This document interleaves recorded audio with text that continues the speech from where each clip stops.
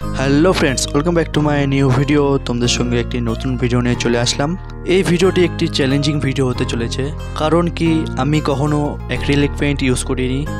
প্রথম আমি এই অ্যাক্রিলিক পেইন্ট ইউজ করে এই জগন্নাথ দেবের কালার করব। এই ড্রয়িংটি করেছি আমি ওয়াটার কালারের 300 GSM পেপারে, আর গ্রিড মেথড ইউজ করে পুরো ড্রয়িংটি করেছি। আমি এটি কালার করতে 100% দিয়েছি, আর এটা হলো রেফারেন্স পিক। তোমাদের এই ড্রয়িংটি কেমন লাগবে অবশ্যই কমেন্টে জানিও। তোমরা যদি আমায় সাপোর্ট করো তাহলে আমি আরও নতুন নতুন ভিডিও আনার চেষ্টা করছি, তো তোমরা পুরো ভিডিওটি দেখতে থাকো।